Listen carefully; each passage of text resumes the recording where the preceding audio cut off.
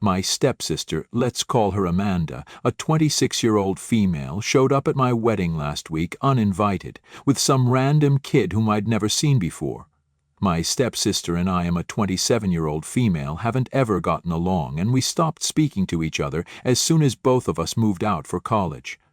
My mother married her father when we were in middle school, and ever since then, she's been a total pain. My father divorced my mother when I was really little and hasn't been a part of our life ever. It wasn't the same for her, though. Her parents got divorced just a couple of years before my stepdad met my mom, and she was one of those annoying kids who believed that my mother was getting in the way of her parents' relationship, even though it was already over and had been for a long time before my mother even met her dad. She didn't like my mother, but she hated me and made it a point to be as nasty to me as she could be. Our parents tried to make us get along for a while, but then they gave up when they realized that there was no way that Amanda was going to be nice to me. She always used to get on my nerves growing up, and when I moved out for college, I was mostly just relieved that I wouldn't have to live in the same house as her anymore. We'd obviously meet each other during the holidays or on birthdays, but we avoided talking to each other whenever we did, and it was okay that way. About a year ago, there was an incident when my mother called me to ask me if I'd be okay with her using some leftover money from my college fund. I landed a scholarship, so I didn't have to spend all the money in my college fund, and a little from my wedding fund, to contribute to Amanda's wedding. At the time, I didn't even know that Amanda was getting married, that she was engaged, or even that she had a boyfriend. We hadn't been on talking terms for a really long time, so I said no, because I knew that that money could come in handy for me at some point.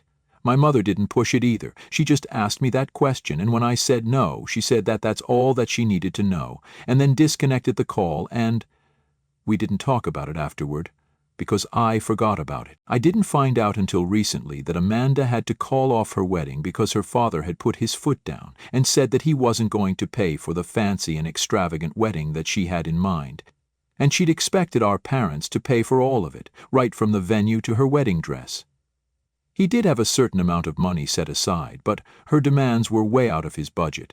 All the choices that she'd made were quite expensive, and the wedding budget was ridiculous and would eat away at his savings as well, so her father said no, and so she requested my mother to contribute as well, since her own mother had said that she had no money, so she couldn't.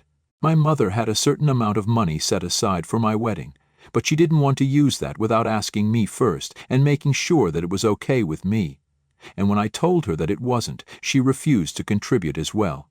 And Amanda and her fiancé, or his family, couldn't afford that wedding on their own, so they ended up calling it off. Another reason that my stepdad and also my mother had said no to paying for the wedding was because Amanda and her fiancé had been together for less than a year before they got engaged, and he knew that this marriage wasn't going to last, which is why he didn't want to spend a bombshell on an unnecessarily fancy wedding when he wasn't even sure about the groom.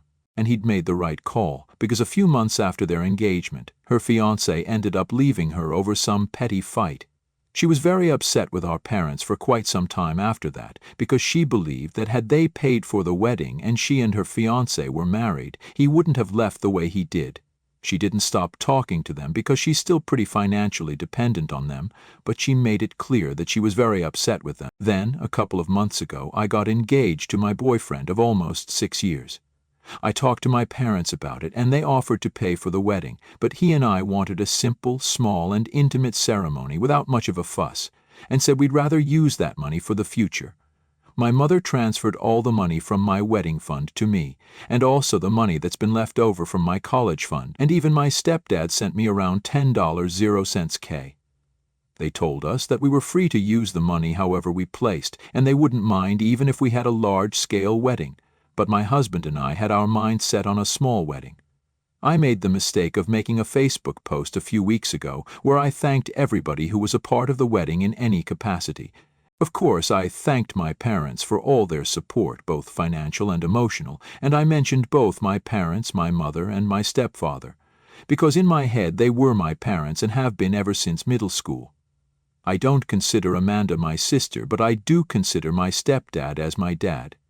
It was an emotional post, and a lot of people commented on it, which is how I think it showed up on Amanda's feed as well. She saw that post and presumably got mad because she realized that both our parents were helping me out with the wedding but refused to do the same for her in the past.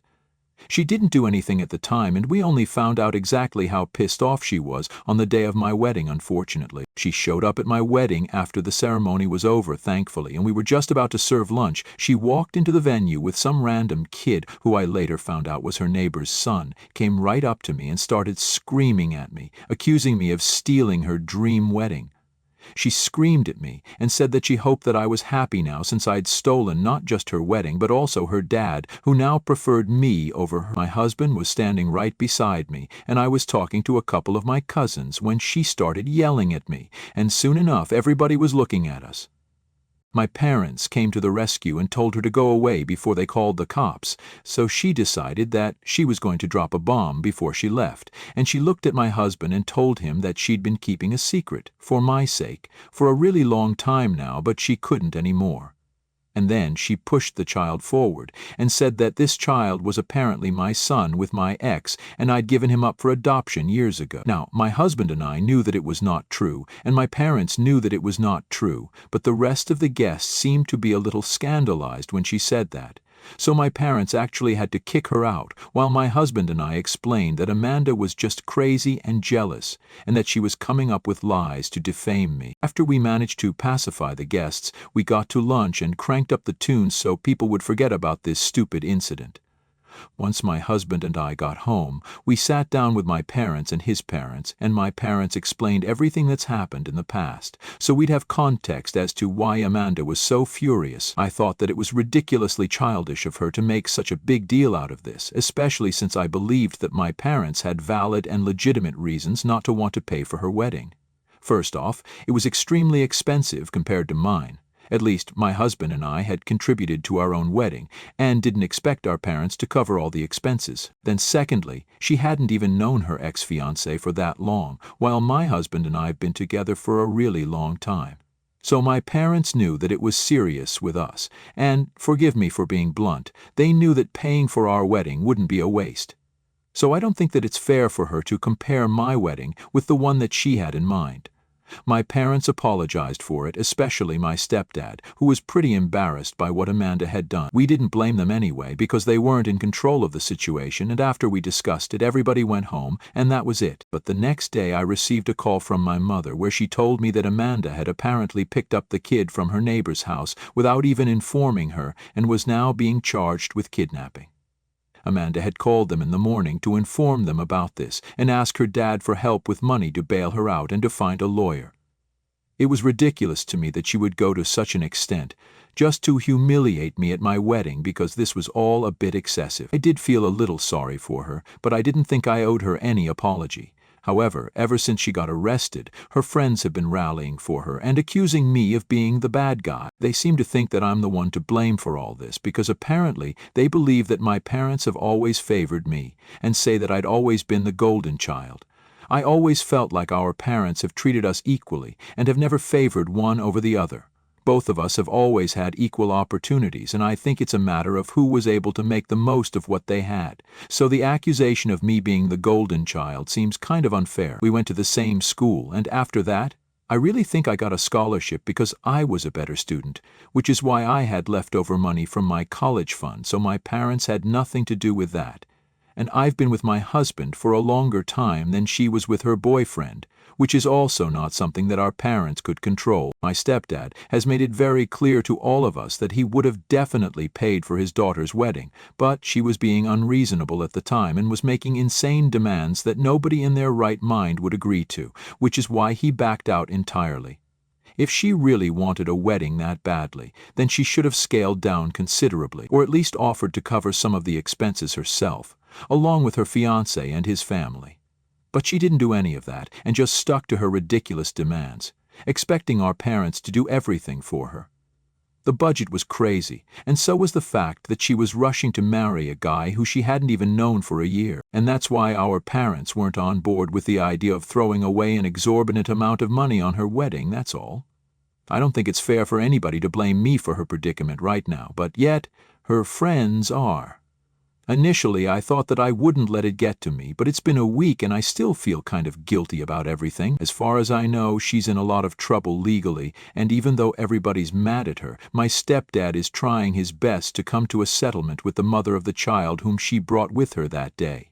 My husband doesn't think that I have anything to feel sorry for, but I just do. I feel guilty. Am I the a-hole for taking money from my stepdad for my wedding, and also posting about it online? Update 1. It's been a few days since my last post. I read the comments today and I guess you guys are right. I don't have anything to feel sorry about. Her friends were just doing what most friends do, trying to be there for her, and being there for her always meant putting me down and making me feel bad about myself, so I'd say they did a pretty good job of it. I did feel horrible about everything for a while, but then I spoke about it to my mother and my stepdad, most importantly. And both of them said that this wasn't my fault. This was her acting crazy and now having to face the consequences for it. They advised me not to pay any mind to what her friends were saying, which was difficult for me because these were the people that I went to school with and now all of them had turned against me. But there's nothing that I can do about it because clearly they have picked which side they want to be on, and it's not mine. So instead of fighting it and trying to justify myself to everybody, I should just know that I did nothing wrong and go on with my life. Even a couple of people here were accusing me of being their favorite and talking about how my parents had failed Amanda. Let me be clear, I did not give you guys a one-sided story, and I made sure to include even the things that I'd said. The time where I refused to share my funds with her, which is why she couldn't get married, since my mother also refused to contribute. That was selfish of me, but to be fair, she'd never tried to be my friend and had always been horrible to me while we were growing up, so I didn't see any reason for me to be nice to her. There were a couple of times when even I would retaliate and be mean to her or make rude comments about her, and our parents would scold both of us for doing that to each other. If I was their favorite child, then they wouldn't have said anything to me. And if we're just talking about the wedding, then I already explained how I got the money for it and why she didn't get the same treatment. She didn't bother to think about our parents and wanted a larger-than-life wedding for herself without spending anything from her own pockets. She should count herself lucky that our parents can afford to support her financially, even now. And her father has always tried to be there for her. She is a working woman, but unfortunately she doesn't take her job seriously, which is why she's been stuck in the same position for a couple of years now. But her lifestyle is such that she can't cope with that sort of income. Neither is she willing to live modestly, and nor is she willing to work hard, so she ends up borrowing money from our parents almost every other month. They're already doing so much for her, and yet she wanted them to spend extra money on her for her stupidly extravagant wedding last year. And when they didn't, for very legitimate reasons, she got upset and started acting like she was the victim here, which just shows that she has absolutely no gratitude in her heart. Despite all of this, my stepdad is still trying to bail her out and make sure that she's all right, while her friends are acting as if they treated her unfairly. I have worked hard for myself to be an independent woman and go ahead in my career. I studied hard throughout school and then college, and I'm doing the same hard work even now at my workplace, and that is why I don't need to rely on my parents for money. It's not my fault if she didn't try to create the same life for herself, despite having the same resources and the same support. So I really don't understand why people think that I'm the golden child when I'm not. I've worked hard for everything that I have, and I'm not going to let people invalidate that by accusing my parents of favoritism. At the end of the day, I know what I did, and I know who my parents are as people. Even while her friends are accusing the left and right of being biased and playing favorites, my stepdad is still only bothered about Amanda and her well-being, and that speaks volumes about who's right and who's wrong.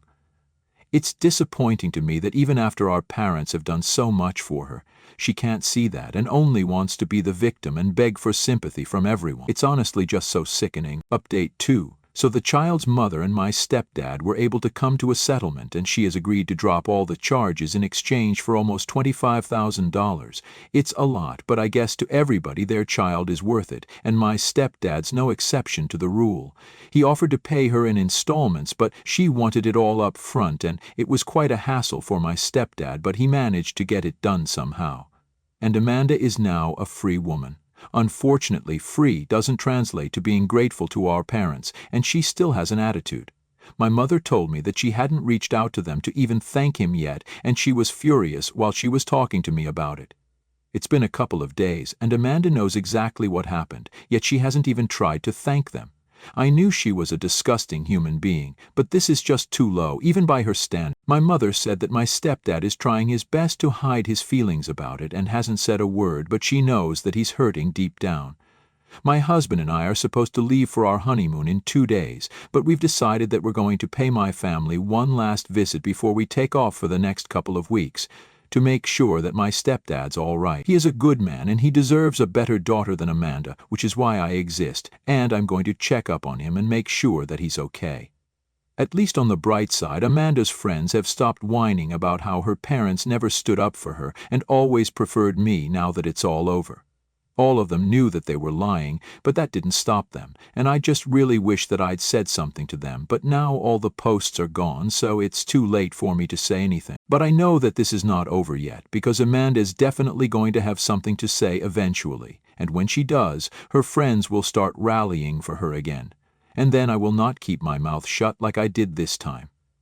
I wouldn't have stayed quiet this time either, but I just got married and I wanted to enjoy that honeymoon phase for a while. It also didn't feel right to pick on her while she was at such a low point. Also, my parents were worried sick about her, so there were a couple of reasons that I didn't say anything or indulge in the drama this time.